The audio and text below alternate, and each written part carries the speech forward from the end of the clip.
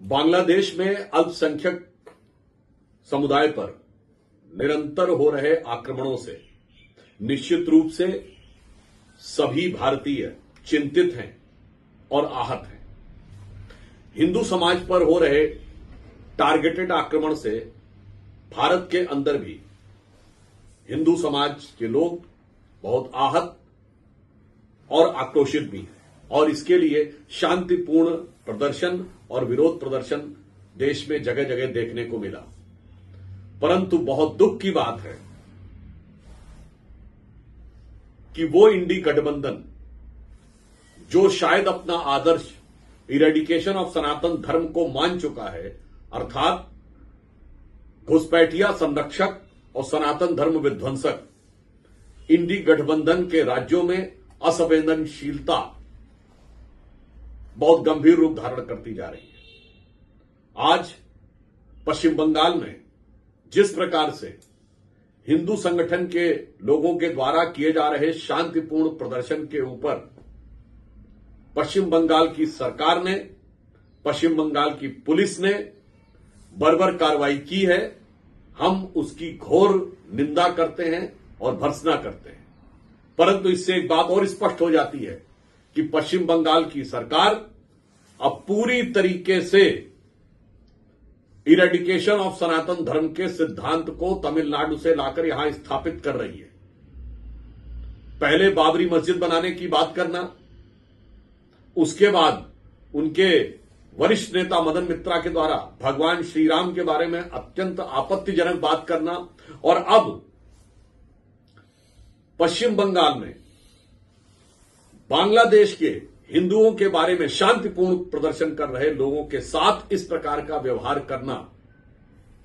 और इससे पहले भी हम याद दिलाना चाहते हैं, पश्चिम बंगाल के ही एक मंत्री फरहाद हाकिम एक दौर में पाकिस्तान की जर्नलिस्ट को अपनी कॉन्स्टिट्यूएंसी दिखाकर ये कह चुके हैं कि ये मिनी पाकिस्तान है, और वो ये भी बोल चुके हैं कि गैर मुस्लिम पैदा होना दुर्भाग्य की बात है। यह पश्चिम बंगाल सरकार के एक नेता और मंत्री बोल चुके हैं। अर्थात अब यह बहुत स्पष्ट है कि यदि फरहाद हाकिम ने एक कॉन्स्टिट्यूएंसी को मिनी पाकिस्तान कहा था, तो अब तृणमूल कांग्रेस के शासनकाल में पश्चिम बंगाल में अनेक मिनी पाकिस्तान क्रिएट होते जा रहे हैं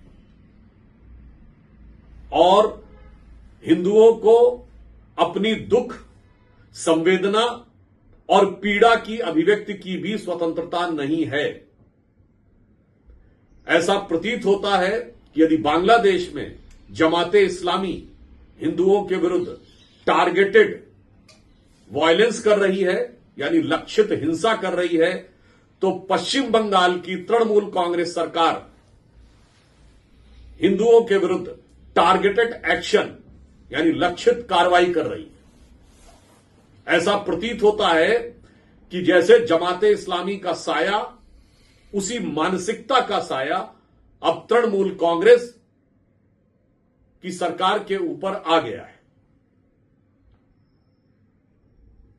आज मुर्शिदाबाद में हुई दुखद हत्या, हरगोविंद दास और चंदन दास की हुई दुखद हत्या के बारे में न्यायालय का निर्णय भी अपेक्षित है।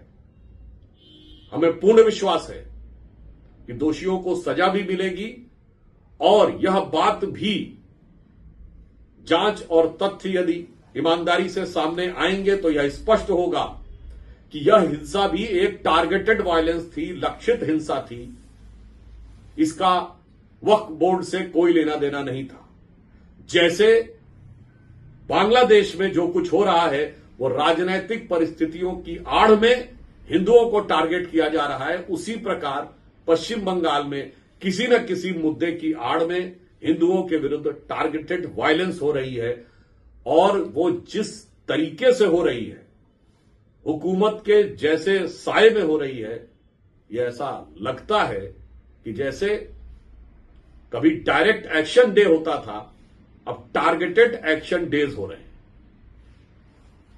आजादी के समय 16 अगस्त 1946 को डायरेक्ट एक्शन डे हुआ था, जिसमें हिंदुओं को टारगेट कर करके मारा गया था।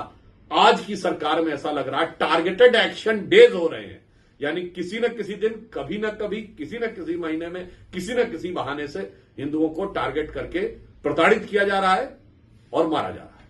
फिलिस्तीन पर प्रस्ताव पारित करने वाली पार्टियां, गाजा की हिंसा पर अखबारों में आर्टिकल लिखने वाली पार्टियां, आप सबको ध्यान होगा कि सोनिया गांधी जी ने आर्टिकल लिखा था, कांग्रेस वर्किंग कमेटी का प्रस्ताव था।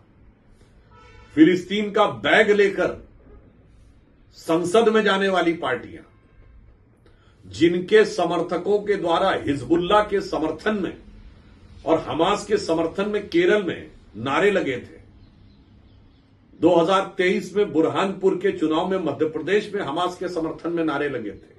जो वोट जिहाद की बात करते हैं, वो आज बांग्लादेश के हिंदुओं के नरसंहार पर चुप बैठे हैं। यह महत्वपूर्ण नहीं है। महत्वपूर्ण यह है कि प्रदर्शन करने वाले शांति प्रिय हिंदुओं को प्रदर्शन करके अपनी पीड़ा की अभिव्यक्ति करने का अधिकार भी नहीं देना चाहते।